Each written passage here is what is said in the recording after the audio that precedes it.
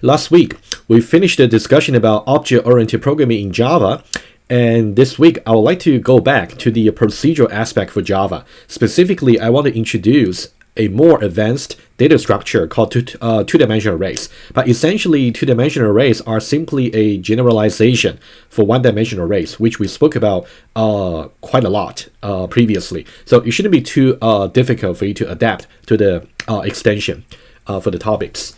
Okay, let's now first of all go over the learning objectives, and then I will state some assumption before I start the discussion for two-dimensional arrays.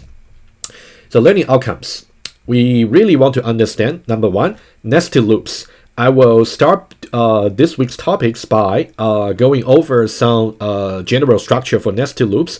I'll try to formalize its meaning, and also to go over one example together with you with various versions you can play with when you're using nested loop. It's really about seeing observing the patterns for loop counters. Normally, we only got one loop counter, but for nested loop, you might just need two or more than one loop counters.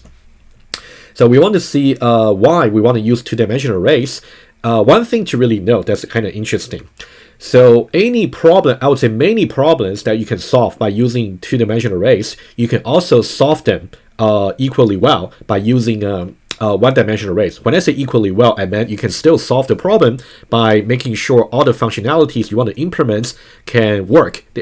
Also, they will pass all the unit tests that you might write. However, as far as the design or structure of your code is concerned, using two-dimensional arrays rather than one-dimensional array, you can actually resolve many inconveniences that might result in your code if you use several one-dimensional arrays variables. That's something I spoke about in week number 10. Java tutorial videos, and I'll point to you there so you can see the complete details there to see the transition from one version to another using two-dimensional array. And we want to learn about the syntax and semantics for two-dimensional arrays, and also that's also covered in the tutorial videos. So I wouldn't repeat in the lecture part, but I'll just point to you some reference and see some diagram quickly. And we want to talk about examples. So that's something I would like to do this week. We'll see how many we can go over, but at least a few. Just to get you started, and then to really get more familiar with how you can manipulate loop counters and also variables, and that you might declare either outside the loop or inside the loop. We'll see. Okay, my assumption for this week or even next week, we'll see how well we can cover the two-dimensional array topics from today. So assumptions will be you have to make sure you study week number 10. And also week number 11 Java tutorial videos. At the moment, week number 11 is not has not been released yet, but you can just go over. But it will be released actually in time as always. But you should definitely do week number 10 tutorial videos first, which walk you over about how you can do the mileage calculation using one version with separate one-dimensional array variables only, and transition that into the two-dimensional array version only, two-dimensional array version, where there's only one single two-dimensional array variable used.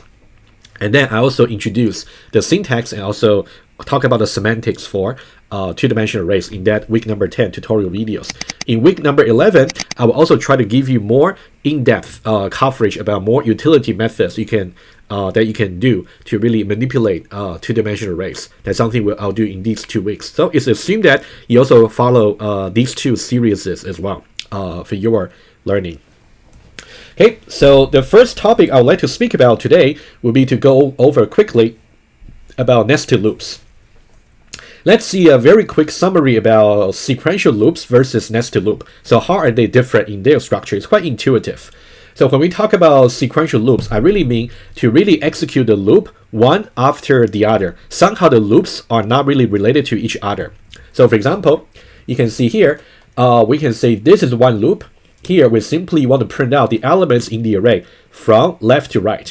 And then we got another loop that kind of follow right after the termination for the first loop. Right, you can see the two loops actually have never tried to overlap their execution together. So you want to execute one loop to its termination, and then you want to follow with another the execution for another loop. So that's why I call sequential. Pretty much like the sequential composition, sequential execution idea. The nested loop, it's way more complicated because somehow we also got two loops. However, the two loops, they really kind of overlap with each other very intensively. So they really interact with each other. So that's why this will be the topic I would like to clarify in the very beginning. Okay, so the loop counter from all combination of indices. Okay, so that's something I will illustrate to you in just a moment. But this is one example you can see. So we got the first loop over here, and we got a second loop over here. You can see we got two loops. However, you can see when loop number 2 over here is executed, loop number 1 somehow is not finished just yet. So you can see the two loops are really trying to interact with each other. So that's something I will point to you quickly. And also you can see for loop number 1, the outer loop, we're using the loop counter I. And then for loop number 2, we are using the loop counter J over here. So we got two loop counters here. And then if you simply try to print out inside the body of the in the loop, so what will be the combination of I and J, right? That's why I said you will somehow figure out all the combination for indices, but that's something we want to see exactly how. Okay, let's now switch to iPad. I would like to illustrate this to you very quickly. Okay, so this is the nested loop structure that we spoke about, and let me just color them to say the following. So now I'm going to use the blue over here. You can see the blue over here. This will be called outer loop. Okay, and also including the closing parentheses, brackets over here. So you can think about the blue one is the outer loop. And then the pink one, which I'm going to highlight, you can think about the pink one over here, and also the print line statements inside the body for the inner loop, and also the closing curly brackets, right? So the pink one I just highlighted is called the inner loop. It is possible to have a triple nested loop as well, in which case maybe when you say outer and inner, it might be a little bit ambiguous. But for now, since we only got two nested loops, so I can say outer and inner, so that would make sense. So whatever principle I'm going to discuss right now about nested loop, you can definitely extrapolate it to an arbitrary level of nested loop. But I would say typically you don't really have to go any nested level beyond 3. So I would say either 2 or 3 should be sufficient typically for you to implement your algorithm. Okay, so now let's take a look over here. Let's say we got this array A, and then the contents over here are not really important. We just want to observe the patterns of the two loop counters. You can see here for the outer loop, we actually got the loop counter I over here, and then for the inner loop, we got a loop counter J, and then inside the body for the inner loop, we want to see the combination for I and J being printed out. So it will be very important to see this, because later on when we want to walk over the any given two-dimensional arrays, we will need actually one loop counter for the rows, and also the other loop counter for the columns. So that's why this loop pattern here will be very important to understand first thoroughly. Let's now take a look at this particular loop over here. So now the a.length will just be 3, right? So you can think about a.length over here will just be 3 in this case. So this will be 3. And also this will be, so let me use the right color here. So this will also be 3. The upper bounds over here happen to be the same. You can see 3 here and also 3 here. In general, the upper bounds for the loop counter for outer loop and inner loop, they do not have to be the same. We'll see that when we actually try to go over, walk over some two-dimensional array that may not be rectangular. You'll see what I meant when I get there. Okay, so now we got, let's just make it simple. So now you can think about for the outer loop, it is going to run 3 iterations. However, for every iteration for the outer loop, we're actually going to execute, as part of the iteration, we're going to execute the inner loop. And for each instance for the inner loop execution, we're going to run another 3 iterations, which is going to print out I and J, somehow they are combinations for 3 times, right? And every time it might be a different combination values, right? So in total, we're actually going to see how many lines that's going to be printed out over here, right? Let me say it again. The outer loop over here is going to be executed for 3 times. And then for every time that we, for every iteration for the outer loop, we're also going to execute the inner loop as its body, right? And every inner loop is actually going to print out 3 times by executing this print statement. So we got 3 times 3. So it's also important to observe. I will explain that using the flowchart in just a moment, but now we can draw some intermediate remark over here. Think about how many times are we going to print out. It's going to be 3 times for the outer loop, and then for every one of them, for every iteration for the outer loop, we're also going to execute the inner loop, which is in pink. That one there is going to execute 3 times for the print statement. So in total, we will get 9. So it's going to be 9 iterations. It's going to be 9. I shouldn't say iteration. It should be 9 print statement that will be printed out. Right? That's something to understand first.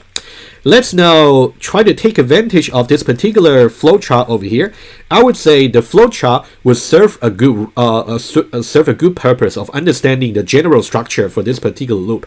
However, once we move on to concrete examples using nested loop, I wouldn't recommend you actually use the flowchart to actually draw the flowchart and try to trace your code on the flowchart. It wouldn't be recommended because that will be unnecessarily complicated.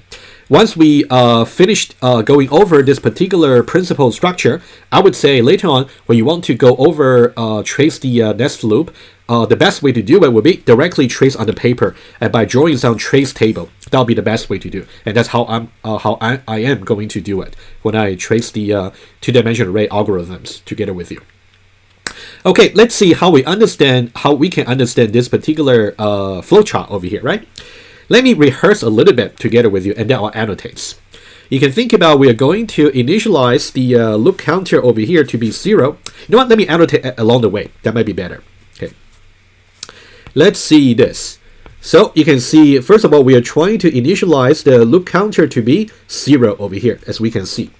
So that means we're going to execute I is initialized to be 0, and then we're going to check the state condition for the very first time. So this just corresponds to how we trace loops from before. And then we're only going to exit from the outer loop when I value is actually less than, the negation of this one. So that means when I is larger than or equal to eta length, right? Eta length is actually 3. So that means I value can be 0, 1, and 2. When I becomes 3, it's going to make this state condition false, so we're going to exit from the loop. So I is only going to be 0, 1, and 2. Let's write it down right away. So I is going to be eventually 0, and also 1, and also 2. And there's a reason why I'm trying to write these 3 numbers apart. There's a reason for that. We'll see. Okay, so 0, 1, and 2. And once we get to 3, we're going to exit from the loop. So we never print out for I value to be 3. We never do that. Okay, so here you can see here, we never print out its value being 3. All right, and then we're going to, let's go on. And let's say, and we're going to check the state condition every time we want to decide whether we want to execute another iteration. And then let's say we decide to actually go into the body of the loop for the outer loop. So that means we're going to go to the first line in the body for the outer loop, the blue one. So that one itself is actually just another for loop. You can think about the body for a for loop. It's just another for loop. It's really a compound statement is really about. And that one there is simply just going to be just another for loop. You can see that one there. We're going to initialize another loop counter j. You can see j over here is going to be initialized to be 0 over here, right? J is going to be initialized to be 0. And then we are also going to check the state condition for the inner loop, and you can see j is strictly less than eta length, and similar case to the outer loop. So we're only going to exit from the inner loop when j is larger than or equal to eta length, meaning that you'll be 3. So that means every time when we execute the inner for loop, the pink one, it's going to execute 3 iterations with j over here being 0, 1, and 2. Right? Let's use C1. So here you can see here. So now, so let's say initially if j is simply equal to 0, for example, when j is actually initialized to be 0, we will definitely actually go into this particular the body of the statement, the body of the for loop, in the for loop over here, and that one there is going to print out the current value for I and also j.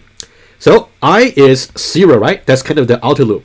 And for j, while I is being 0, j is going to be executed actually 3 times.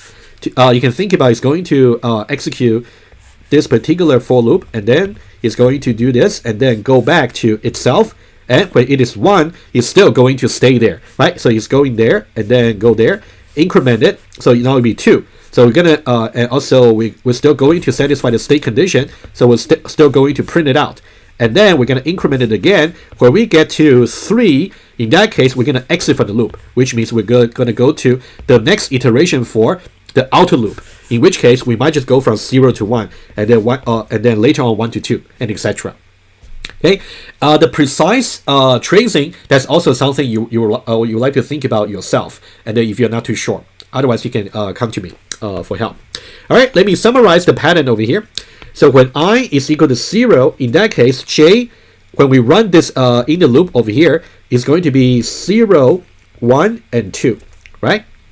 And then when we actually go back over here, you can think about when we actually exit from the inner loop, and then when we actually go back to the outer loop again. So in this case, I has been incremented from 0 to 1. So now it is 1. In that case, we're going to follow the same pattern again. So now I will be again I will be 1, and what about j? J will be again 0, 1, and 2. And then we're going to go and then we're going to increment the value for I from 1 to 2 again, and then we're going to execute the same pattern here for the in loop. So that one there is going to be also 0, 1, and 2, right? So now let me just also put 0 here, and 1 here, 1 here, and also 2 here and 2 here.